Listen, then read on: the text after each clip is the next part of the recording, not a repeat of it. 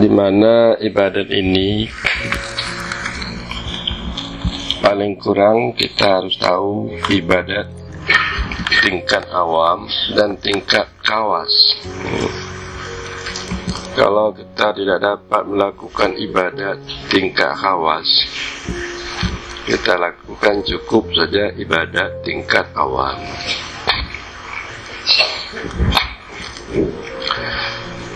Ibadat tingkat khawas, kita bisa bermukasyafah dan bermusyahadah.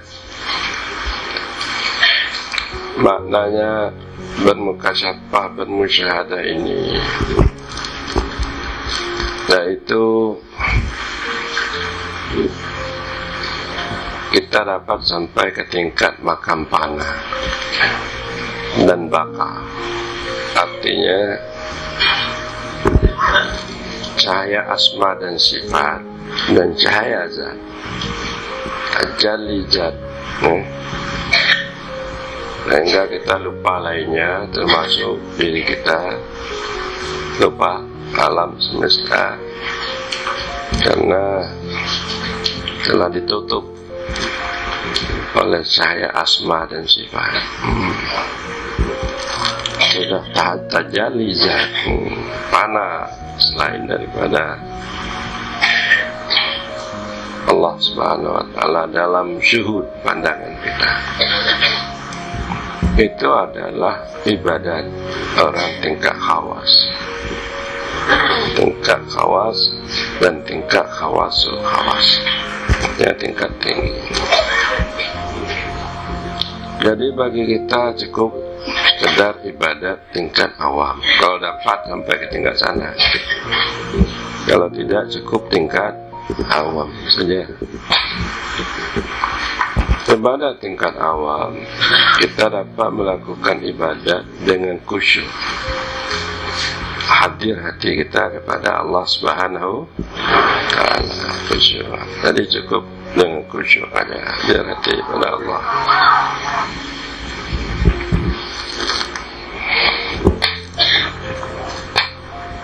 Kepada ibu yang terhormat, bila mana kita tidak sampai ke tingkat khusyuk, kehudur hati pada Allah, maka ibadat kita itu sia-sia, tak kurang bermakna, kurang bermakna. Artinya ibadat usaha kita kurang hasil, kurang berhasil. Kalau kita menganyi dapat lawak dapat jo, cuma lawak apa, lawak ketek-ketek ya, lawak kata paling-paling dapat apa namanya cuali-cuali nah apa cuali tahu. Jadi kalau kita menganyi berlalu apa tuna ada lebih, nada dah. Tahu ibu-ibu lawak tuna? Tahu. Baalok tuna dah. Gadang.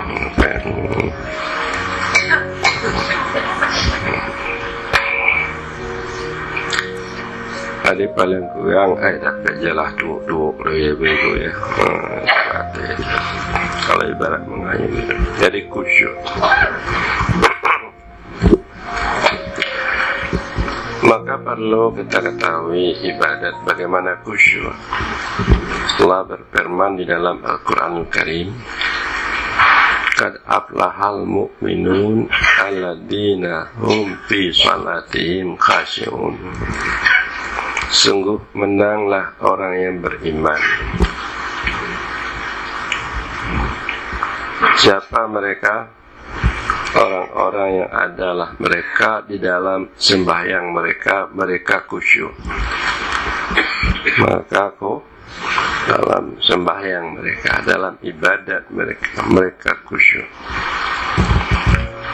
Dan juga di dalam ayat yang lain, alam yakni lilladzina amanu an takhsha'a qulubuhum li dzikrillah. Adakah tidak sampai waktunya bagi orang yang beriman mereka bahwa khusyuk hati mereka bagi mengingat Allah. Tapi kalau sudah mengingat Allah, khusyuk. Dia orang yang beriman, kalau dia mengingat Allah, khusyuk. Apa itu khusyuk? Khusyuk ialah padam,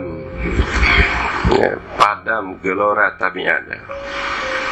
Artinya padam apa namanya? Padam tabiat. Gelombang-gelombang tabiat itu padam, gelombang nafsu padam. Apa itu khusyuk?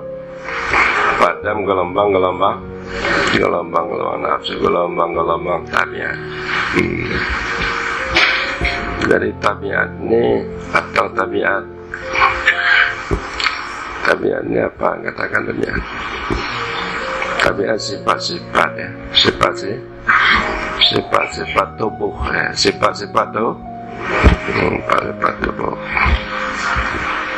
sifat-sifat syahwat ya, keinginan ya, macam-macam itu bisa hilang. Khusyuk sama dengan yaitu patuh yang dicampuri takut atau sayang. Apa itu khusyuk? Patuh yang dicampuri takut atau sayang. Jadi patuh itu ada dua macam, ada patuh karena takut, ada patuh karena sayang. Patuh yang dicampuri takut atau sayang. Jadi dengan demikian maka dia intisar, tidak intisar itu apa namanya, gelora tabiat itu hilang. Ibarat kita umpamanya di hadapan apa? Di hadapan orang yang kita cintai, yang mempunyai kedudukan yang tinggi,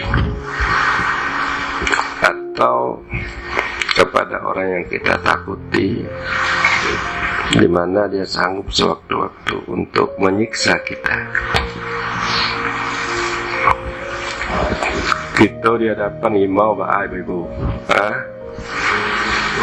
ada nanda macam-macam lain, nanda makan je kita dapat imau, nanda pasandu je lain, nampak je selama bati itu lepas imau roh. Tengku patin, tengku tai asap, hilang semua. Hilang, ada paimong. Atau di depan, apa namanya? Di hadapan seorang penjabat tinggi ya. Di hadapan dokter ini, mana dah ingat pati ada bati mana ada apa dokter ini nak ada nampak bati nak ada hilang. Itu maksudnya khusyuk.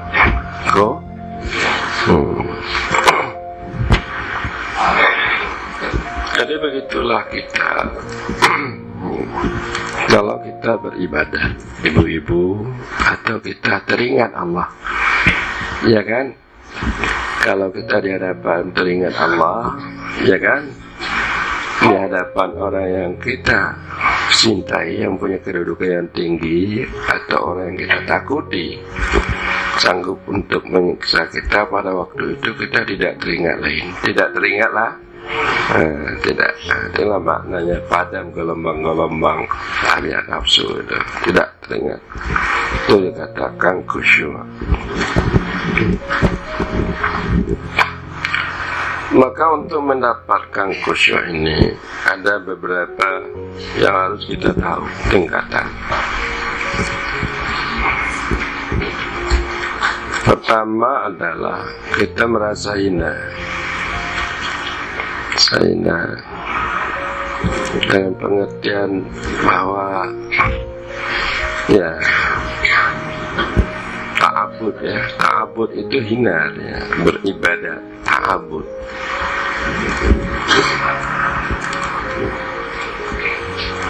karena perintah Allah Subhanahu wa ta'ala. Merasa hina dengan perintah atau karena perintah. Kita diperintahkan, apa diperintahkan untuk salat masalah, perintah wajib ya, atau perintah sunat. Kita merasa hina ta'abud dengan perintah itu.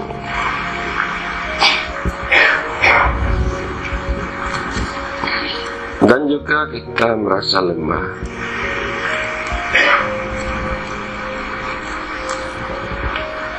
dengan hukum, merasa lemah dengan hukum. Artinya kita tidak bisa untuk menentang hukum, merasa lemah dengan hukum, merasa hina kita dengan hukum. Ada kita hukum yang dihukumkan pada kita,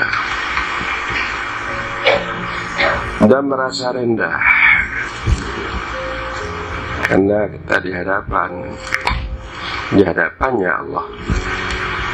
Merasa rendah karena kita di hadapan Allah Subhanahu wa ta'ala.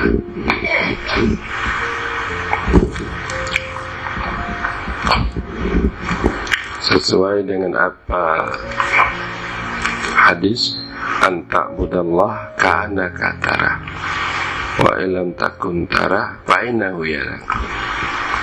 Anta'budallah ka'annaka tarah. Engkau beribadat akan Allah seolah-olah engkau melihat Allah. Itu tingkat mukasyafah, musyahadah. Itu tingkat orang khawas, orang khawas. Ihsan yang pertama itu, wa ilam takun tarah fa innahu yarak. Ketika engkau melihat akan Allah, sungguhnya Allah itu melihat engkau. Itu tingkat awam. Tingkat yang kedua itu tingkat awam, berarti hadir Allah, dilihatnya kita, maka kita merasa rendah, merasa hina, karena kita berada di hadapan Allah, dilihat oleh Allah Subhanahu wa ta'ala. Jadi waktu nandak tagak sembahyang tu buat tengok je tu, perintah Allah melakukan hukum wajib ni,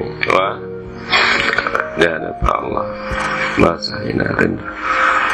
Bila dingin lah, waktu tagak lah, nak sembahyang lah, mana tengok air tanu dia tu, dingin sepintas krep. Supaya aku dan kedua bahwa kita harus yaitu memeriksa, memperhatikan apa yang kita periksa, yang kita perhatikan, yaitu penyakit-penyakit amal dan penyakit-penyakit nafsu. Jadi nampaknya bahwa amal ini ada mempunyai penyakit juga. Nafsu ada juga penyakitnya. Jadi amalan-amalan kita itu ada punya penyakit. Nah, nafsu ada juga mempunyai penyakit. Apa itu penyakit-penyakit amal? Penyakit amal yaitu kurang yang mendorong untuk kita beramal. Kita harus melihat dawai-dawainya, pendorong, penyebab-penyebab kita beramal. Jadi kalau kurang kuat penyebab beramal, maka amal itu tidak bagus. Tapi kalau kuat penyebab kita beramal, maka amal itu bagus. Dawai istilah. Dawai apa? Penyebab-penyebab beramal. Ya, ada tahu ibu-ibu penyebab-penyebab amal itu artinya yang mendorong kita beramal.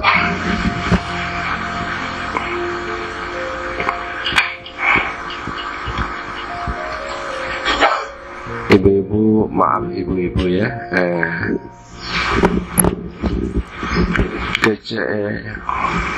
Kau dulu begini nak delay ambo hawa manamu.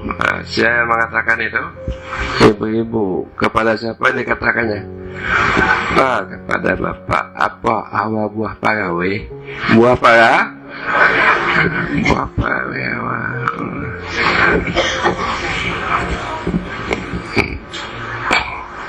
Jadi oleh karena itu, ya, sedangkan ibu ini baru dalam apa namanya, sedang mengandung,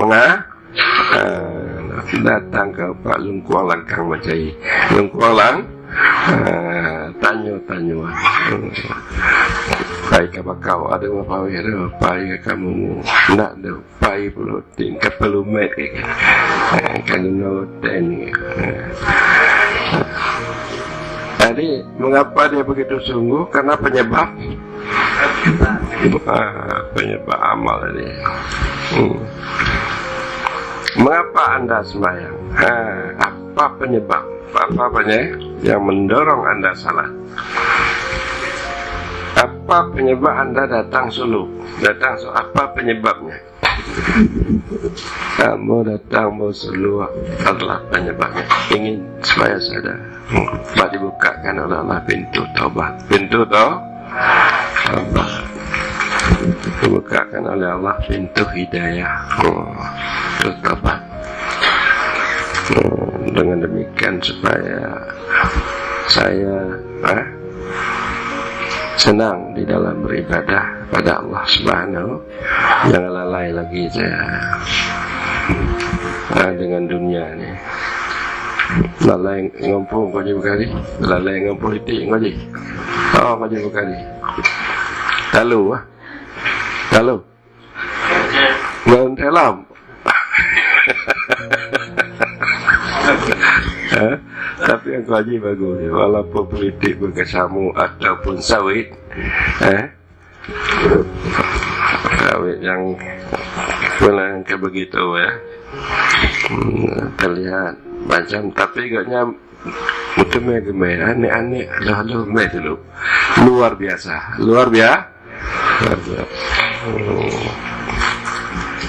Nyo sawit pajinya, le murutu hektar. Jadi bayang kamu nyo hektar dengan demi hasil 1 juta, murutu hektar 4 juta ke hasil. Dapat rutu hektar 4 juta. Dan tinggal mana? Dan 500 juta tinggal. Men ya ibadah. Politik tengah hebat. Tinggal dulu luar biasa. Luar biasa. Batinnya dunia, dunia aja, dan tinggal.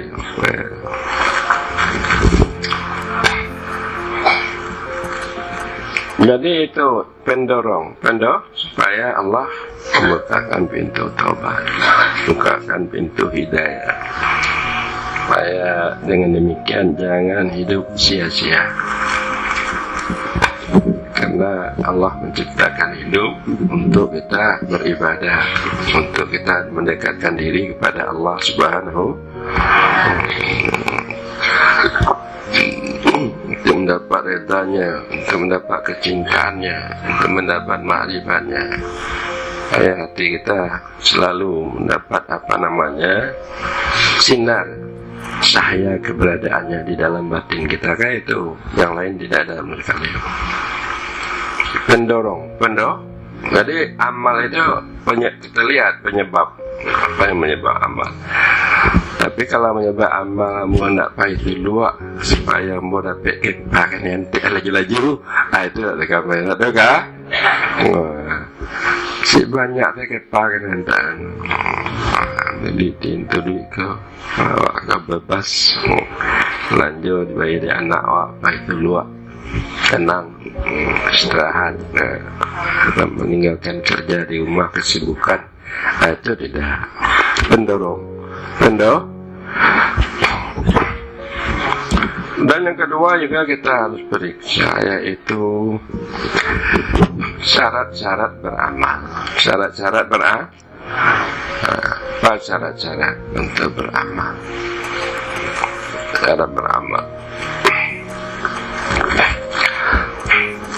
yaitu ibu-ibu yang terhormat, kita juga tahu cara-cara beramal. Kalau umpamanya kita dalam keadaan salat, itu udah tahu cara-cara salat. Kalau kita suluk, di antara lain kita harus tahu juga apa ada adab cara-cara suluk. Di antara lain kita harus memendekkan angan-angan. Apa ada adab suluk? Pendek angan-angan, jangan terlalu panjang angan. Seolah-olah mati besok, seolah-olah mati. Jangan berbunga-bunga terus khayalan kita kepada dunia ini. Dan kita banyak berpikir dengan makna-makna apa kandungan di dalam Al-Quran itu. Menyebut bahwa ada hari kiamat, hari akhirat, hukum, ibarat-ibarat, pelajaran-pelajaran, ambil i'tibar sejarah-sejarah orang-orang lama dulu, kan? Lalu juga kita di antara lain sedikit gaul, makna gaul dengan selain daripada orang-orang sama-sama kita, gaul.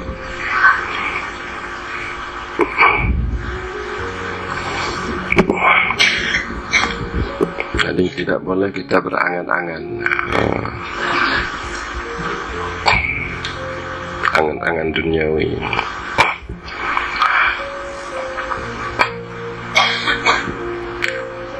Jadi syarat-syarat daripada beramal ini juga kita harus tahu, periksa. Dan juga kita harus periksa, yaitu jangan ada tafaruk wijah, tafaruk niat, cerai-berai niat kita, atau cerai-berai arah tujuan kita. Ibarat kita sambil menyambi, kalau kita beramal jangan ada istilah sambil menyambi. Tahu bu, sambil menyambi bu. Umpama awak hendak pergi ke sawah, ya. Lalu bertanam padi pada pe, lawak limbe atau baci pada pe je. Tadi patang niat banyak-banyak, itu kami mengambil. Tapi kalau talompe itu dah pe, itu nanti masalah. Jangan ada dalam hati kita mendu untuk mencapai tujuan apa yang kita tuju. Jadi itu jangan ada tafaruk niat, tafaruk ujah. Satu aja arah. Kamu beribadat, tetap ibadat.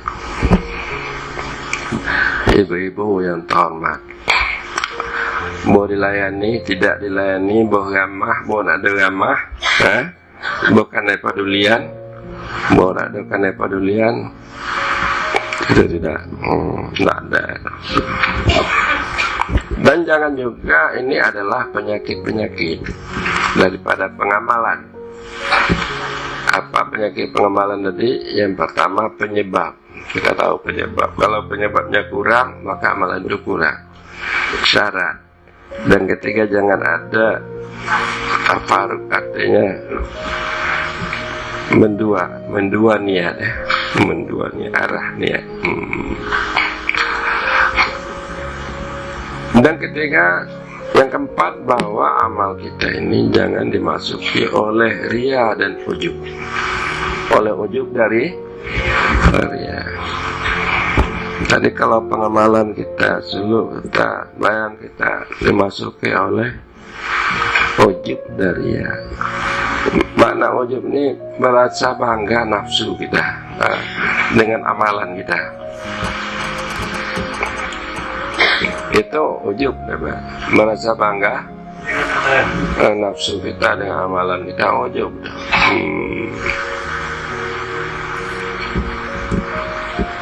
Ria bahwa kita merasa senang, ya.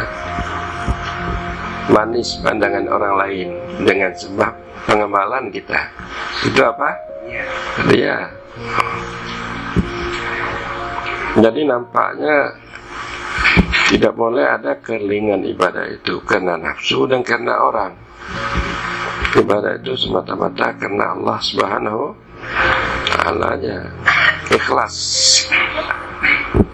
Ibadat karena Allah Subhanahu wa Ta'ala ikhlas, bukan karena nafsu, bukan karena orang lain, karena Allah. Jadi tidak boleh ada amal kita itu dicampuri oleh masuk ria dan karena kalau sudah masuk ria dan ujub berpenyakit amalan, berpenyakit. Amalan apa? Baik amalan ucapan, amalan apa lagi? Apa-apa amalan lah. Amalan gerak anggota kita. Ini kalau sudah sinampak, sinampak orang-orang yang pengamalannya itu ria dan ujub itu jelas, itu aja terlihat.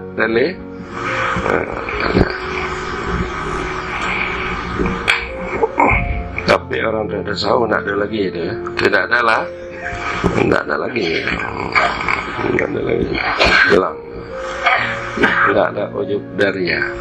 Selamat bakti nggak ada lagi ujub daria. Fakhrudin nggak ada lagi. Tengku saya asap nggak ada juga, sudah hilang ujub.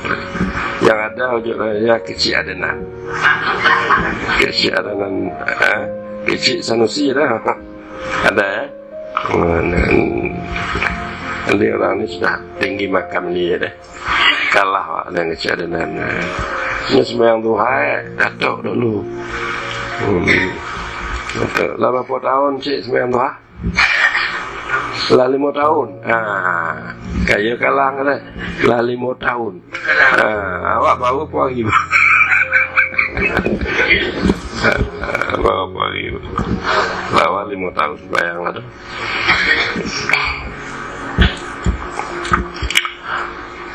Dan juga kita periksa penyakit-penyakit nafsu. Samping penyakit amal juga penyakit nafsu. Penyakit nafsu, apakah kita ini ada dengki, ada itu penyakit nafsu. Apakah kita sombong? Sombong ini artinya menganggap rendah orang lain, menganggap rendah sombong. Apakah kita sombong? Apakah kita ini dengki, penyakit nafsu? Apakah kita ini ya macam-macam lah ibu-ibu, ya, cinta kepada kedudukan, cinta kepada apa mbak, sangat cinta kepada dunia, tak. Karena penyakit-penyakit nafsu itu bisa juga membawa kepada penyakit amal. Kalau nafsu kita berpenyakit, maka terlihat penyakit nafsu itu lahir pada pengamalan kita. Lahir pada pengamalan.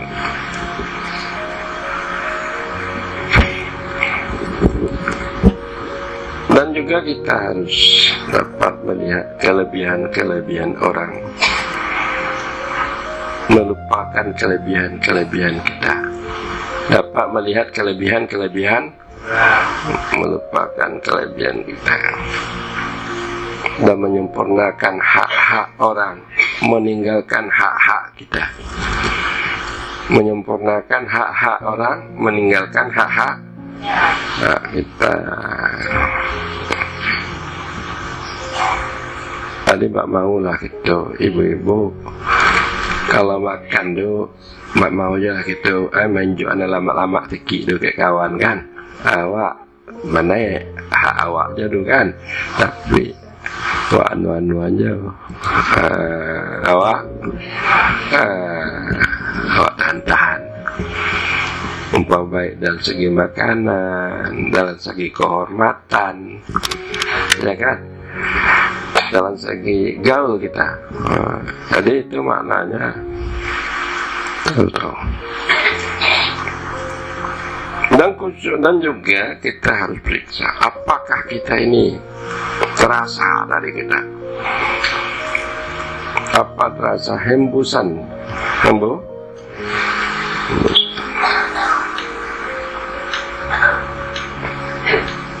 hembusan tiupan mana oleh karena tajalinya tauhid afal di dalam diri kita.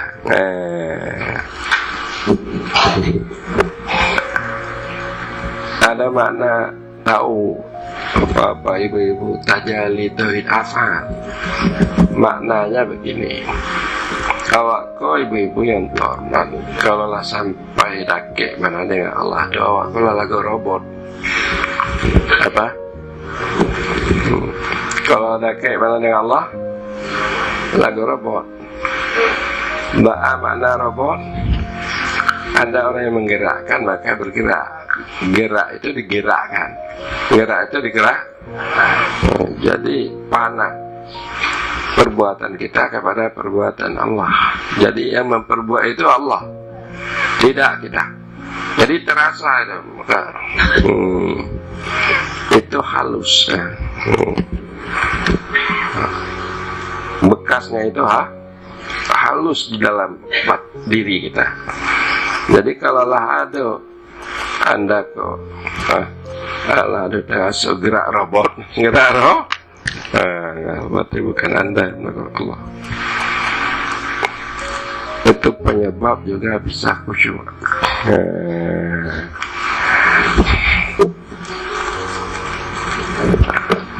Ada paham tuh ibu-ibu? Kalau Allah awak ko ibu-ibu yang terhormat, ada yang menolak-nolak awak, ada yang lakukan tolak-tolak. Dia menolak-nolak Allah. Apa tolak-tolak ditolak panggul aku kuat. Ditolak kejut.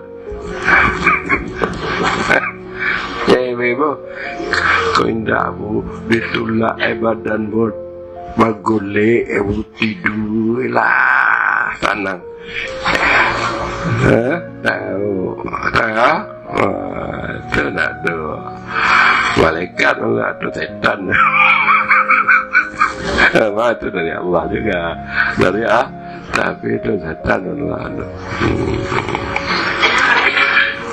Itu maknanya. Jadi apa nama bekas-bekas panah oleh karena tajali afal. Itu menandakan sudah dibuka pintu tauhid, membawa kepada khusyuk, membawa kepada apa sudah ada seperti itu belum? Kalau sudah ada berarti itu Allah hebat, Allah hebat.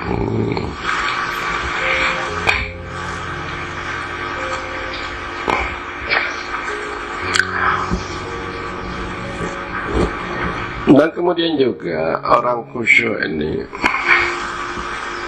dia selalu memelihara kehormatan.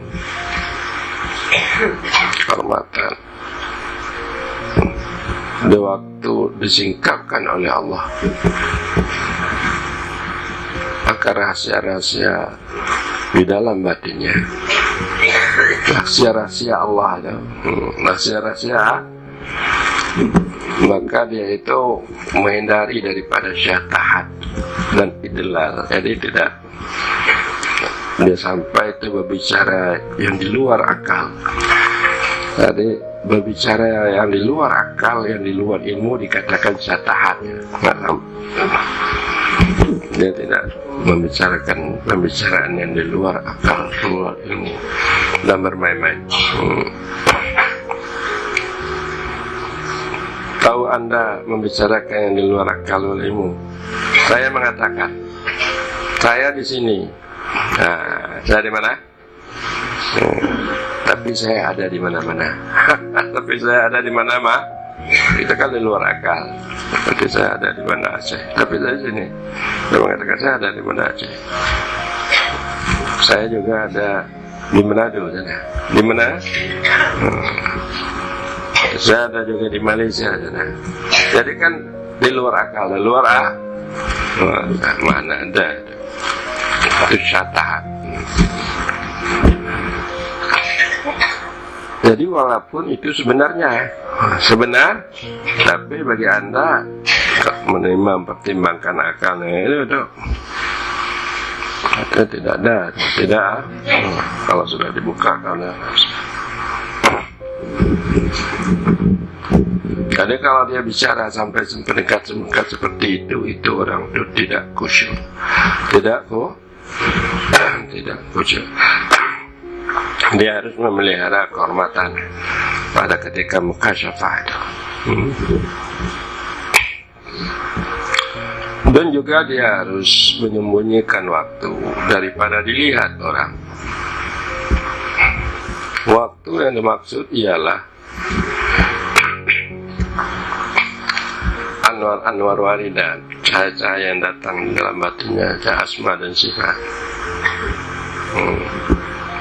Lalu juga keramat-keramat, ya, kejadian-kejadian yang luar biasa. Yang demikian itu disembunyikannya,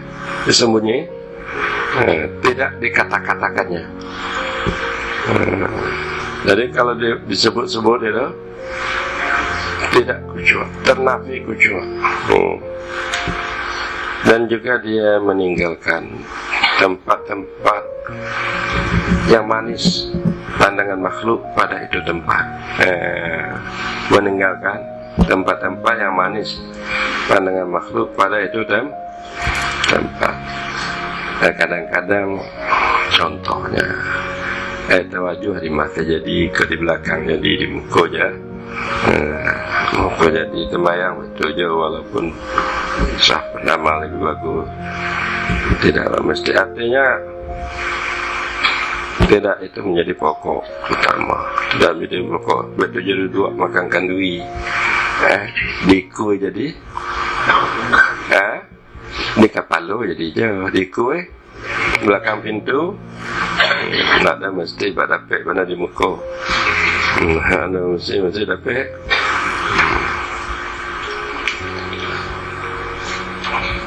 Itu tanda khusyuk. Tanda ko.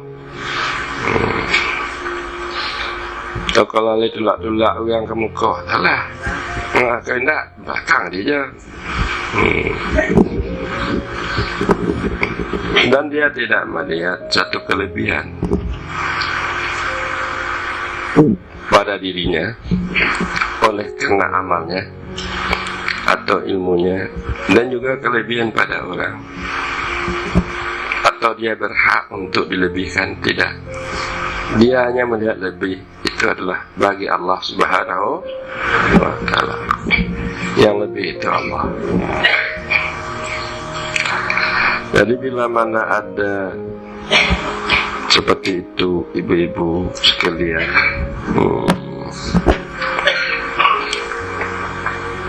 dalam ingatan kita, ya kan, dalam penglihatan mata hati kita, dan dapat kita amalkan pada anggota kita, itu dikatakan orang khusyuk. Orang dalam kegiatan apa yang kita lakukan, baik dalam ibadah atau di dalam bermuamalah, beribadah, artinya hubungan kita dengan Allah atau berhubungan kita sesama kita, maka itulah orang-orang yang menang. Mereka orang-orang yang menang. Jadi kita tanya kepada ibu-ibu, apakah kita sudah ada menjadi orang yang khusyuk belum? Sudah. Ini berkat zikir, berkat tawadhuh kita, mudah-mudahan kita menjadi orang yang khusyuk. Cuma demikian sajalah. Wallahu a'lam bishawab. Wal maaf.